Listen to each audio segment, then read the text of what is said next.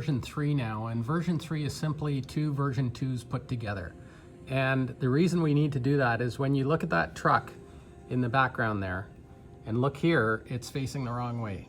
And we need to fix that orientation. And in order to do so, what I've done is I've got two version 2s stuck together. They're the same, they're 60 LPI. This would be much clearer with 100 LPI or 200, but it's easier for me to work with and film with the 60 because it's so rigid.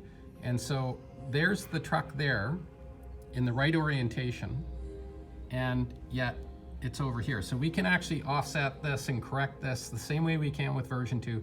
It's still got the same neutral zones, so I can still shift the image on there and get it to line up or move it right out of the field of view. So it's version 3 is improved over version 2 in a number of ways.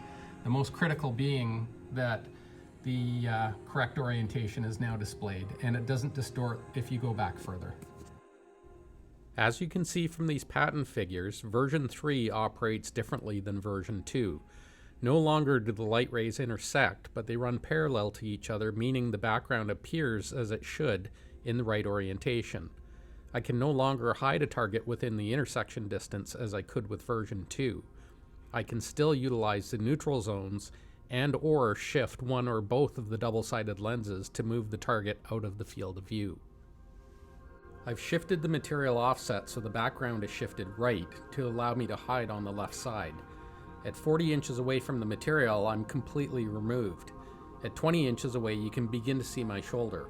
Only at 10 inches does the target come into view, and even then there's a distortion present that makes identifying the target difficult.